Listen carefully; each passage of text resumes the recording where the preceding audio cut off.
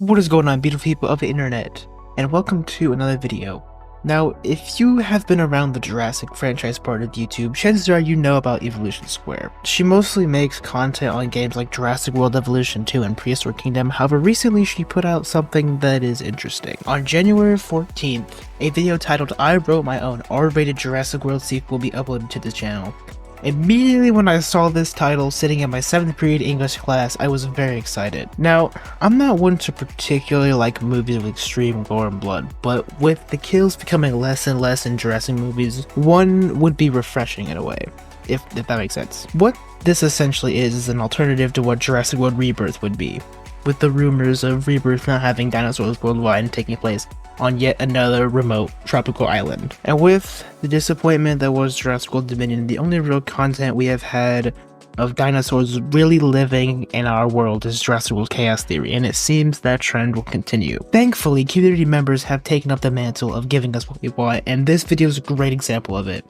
Right off the bat, I want to say this video does a great job of showing what dinosaurs would look like in the modern day. To explain, I'm going to cut this video into two parts. Part 1, the characters, and part 2, the kills and dinosaurs. I'll also be talking about the story throughout the video, so major spoilers ahead. Please go watch the video first. The link will be in the description. Please trust me, it's very good. Okay, now that that's out of the way, let's get into this. I watched all 5 hours of this video for the review. The story revolves around basically this one family that is kinda in a Stranger Things season 4 kinda way, if you know what I mean. It's multiple stories that converge into one that follows this family into the climax. In terms of stories, I'm gonna split it up into just two stories. The ship story and the town or mainland story. Technically the mainland one has a couple stories in it, but they're all very intertwined and they go pretty much the same route altogether. In general, I think the characters are pretty good. I wasn't annoyed by any of them and I didn't dislike them for being bad characters. And just to build off that, I think these characters are pretty well written. The first thing I want to talk about is the most important, and it's probably the family, which I want to specifically talk about Blake and Jesse first. Blake is Jesse's father, and they are the centerpiece of this mainland area in terms of the family. Blake is a DFW officer who tends to focus on his job more than his family and can at times disregard his son Jesse's dislike and distrust of dinosaurs. Jesse's a 17-year-old boy who lands himself in detention a lot and, as mentioned, doesn't really like dinosaurs at first.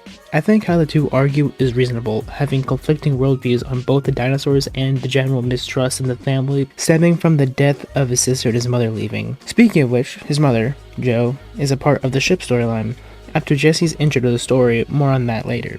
It's clear that through the arguments and through this injury, he much prefers his mom, blaming his dad for most of his family troubles. On the other end, Jo regrets leaving but can't really bring herself to go back. So anyway, she goes back, talking to the other characters on the ship in a really amazing scene I'll touch on in a bit. She gets the courage to finally go back and see Jesse, and I like this. I think it's done better here than, say, Godzilla King of the Monsters, and that's coming from someone who doesn't really hate the family drama in that, which is kind of a controversial take. I think the drama never takes full light over the dinosaurs, but rather builds up the tension and fear with such by showing how dinosaurs have destroyed this family in almost every sense of the matter. The family is the main part, and I think it gives the story a much needed strong emotional core. But that's not the only characters I liked. On the mainland side, there's Leo, Blake's partner. Leo shows an understanding of Blake's situation and even volunteering to go after a Rex call alone. There's also Nicole, who's Blake's new significant other, and I liked her too. She serves in kind of a middle ground for Blake, where she sees his side but also cares deeply about Jesse. And the last character we want to talk about is Elliot. This gives us some nice subtle representation with Elliot being Jesse's boyfriend, and that's only mentioned in 1 or 2 scenes, but you can tell the chemistry is there when they first start talking to each other, and it's some good stuff. On the ship side of the story, I'll talk about all the characters towards the dinosaur part, but I'm going to talk about one scene that features 4 characters: Jo, Solomon, Nina, and Denny. After being attacked by raptors in his ship, these 4 survivors are trapped in the captain's room. Solomon was at the time the light of the crew. Almost everyone liked him, and he always put others before himself. He had a particular admiration for Jo. However, if you have listened to the video, you know how hard this next part is. His injuries were too much.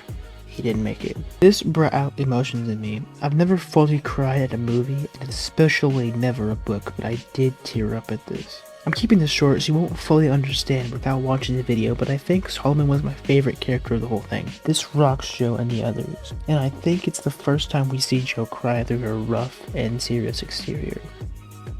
A couple days later is when everything comes together. The 3 of them are trapped in a room, trapped. Death by raptors waiting outside, death by dehydration inside. And honestly, my words won't describe. I'm gonna play the scene so you can grasp how well the scene this is.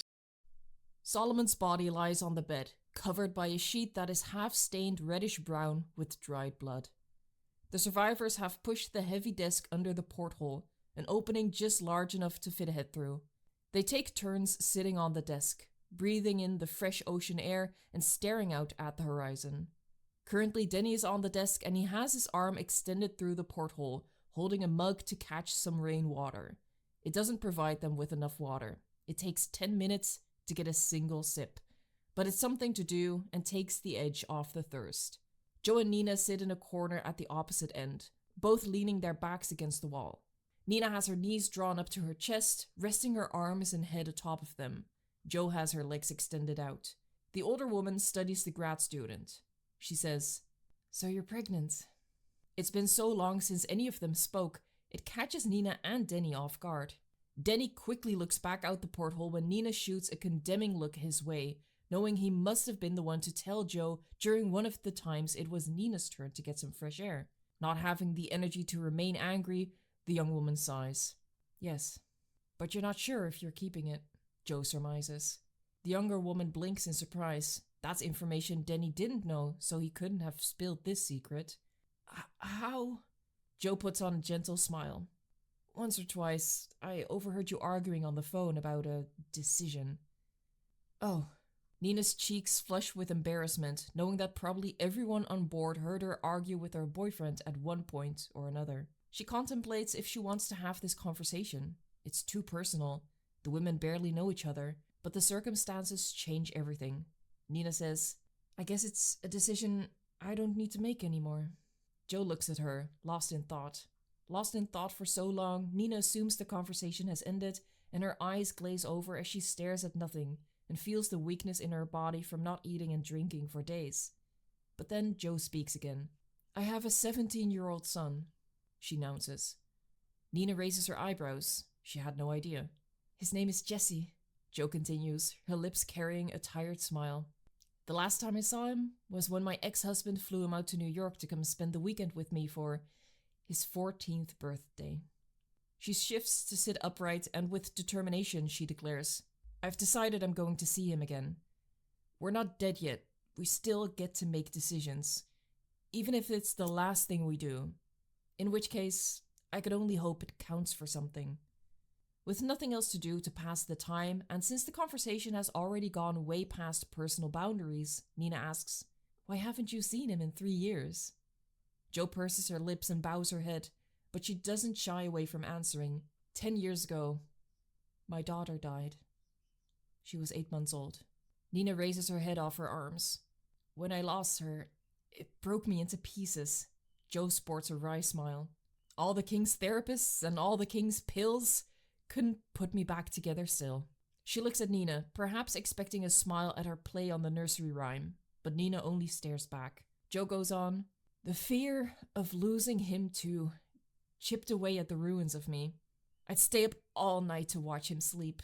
Every day I'd have a panic attack halfway through the morning, and I would pull him out of school until eventually I couldn't let him go in the first place. The insomnia led to a breakdown for which I was hospitalized for a few days, and I never went home after that. I couldn't." Joe's face contorts into an expression of disgust at herself. She looks at Nina, expecting judgment, but the grad student only listens attentively, dark eyes radiating a kindness Joe knows she does not deserve. The older woman of the two takes a deep breath and tilts her head back against the wall. She closes her eyes, the only way to stop tears from falling. "I probably fooled myself when I convinced myself it was best for him too. All I ever did was cast a shadow on him so dark that, little by little, he withered away. I joined the initiative thinking that if I leave him a safer world, maybe I won't have failed him after all. I let the job get in the way of staying in touch, which I'm ashamed to say was easy. Or easier, at least." She opens her eyes again and wipes a hand by them to ensure they are dry. She concludes, "I made the wrong decision, and I made it over and over. I need to make the right one now, and hope it still counts." Nina lets out a breathy chuckle, and she tries to lighten the mood. Nothing like a Good life or death situation to provide some clarity. Joe scoffs mildly and agrees. Nina uncurls her legs. She smooths a hand down her stomach. Meanwhile, Denny has his chin resting on his arm, peering at the mug he holds out the window. The rain has subsided to barely a drizzle and is not doing much to fill the mug with much-needed water. The clouds overhead are dissipating, and the setting sun colors the sky pink and orange. Denny retracts his hand and miserably looks into the mug. There's less than an inch of water in it. He puts it on the desk and shakes out his stiff arm. When he looks out the window again, his whole body stills. He blinks once, twice, not believing his eyes. He shifts to sit upright on his knees and squints as he stares out the porthole. At the horizon, there is a ship sailing east to west. Perhaps another cargo ship traveling further south than the shipping lane. It's so far away, it's difficult to make out. She rejoins the other two at the door and nods. Jo rings her fingers around the handle of the axe and takes a deep breath in an attempt to calm her nerves. She closes her eyes and asserts in a whisper, "I'm going to see my son." She says it to convince herself that they will make it out of here. Nina swallows and declares solemnly in her own right, "I'm going to be a mom." Jo shoots a surprised look over his shoulder at the decision. Denny shrugs, "And I guess I'll graduate." The three exchange a small smile. Then it's time. This part explains the story of the family and Nina. I cut out a bit to make it shorter, but all the important stuff is there. The clip honestly does the work for me. The last group I want to talk about is short. The poachers, consisting of Frank, Morgan, Nova, and Robert. Morgan is an ex-CFW officer and needs money for his sick daughter. He does shady things, but it's clear he has a heart, and him and Nova help Jesse even escape in the climax. Okay. That was a lot, but now it's for my favorite part. The dinosaurs. First, right at the start of the book, in 2018, a group of compies sneak through a cat door to find themselves in a baby's bedroom. And yeah, this is a great reference to the book, and if you have read that, you know what happens. This is how Jo lost her daughter, how 7-year-old Jesse at the time lost his sister, and what broke the family up. Cut to the present day, Blake and Leo are tending to a wild trike call. Apparently a highway construction has thrown off the animals' migration and has caused them to go into towns. Immediately, this scene sets out something that the Jurassic movies don't do often. Herbivores can also be dangerous. Even the hospital where Nicole works was injuries described as trike gouging. There are some antics with the Dryosaurus nest that lead into a Dilophosaurus plot. The poachers have taken one and the other has left its territory because it had a mated pair. After the argument Jesse and Blake had, Jesse sneaks out to go paint at an abandoned building, but the Dillo is there waiting for him. This leads to a thrilling and honestly terrifying sequence with Jesse trying his best to survive and ends up hospitalizing him. Again, I recommend watching the video. This is very good and sets up Jesse's hate for dinosaurs more. When he returns home, he finds a Microraptor in a cage. At first he hates it, but after this, the Microraptor becomes the new Blue in a sense. Elliot names it Maggie, and her antics are pretty fun. Her presence is welcome, and she's the main and kinda only reason Jesse starts to see dinos in a different light. Moving to the poachers. A truck driver who's transporting a massive dino crashes because of almost hitting something. He wakes up badly injured and comes across what crashed him. A concaven injured. You know what? I'll spare you the details with this one. It acts playfully at first, but then ends up taking the driver back to its nest, and he's more or less eaten alive by its babies. Yeah, moving on. What the truck driver was hauling was the long awaited return of the Spinosaurus to the Jurassic franchise, and he just escaped the truck. And the Spino hears a roar. A Rex roar. Does this come from a physical Rex? No, it didn't. There's actually no physical appearance of a Rex in this book, and there's no Velociraptors either, which is kind of saddening, but I think the Raptors have a good replacement also. The roar is coming from a speaker at a farm. The roar is meant to scare away concavators from killing the farm's cattle, and that seems pretty cool actually. The roar also attracts another species. A Shuntingosaurus bull inspects the speaker earlier in the story. Both animals being attracted to the same sound lead the two to meeting.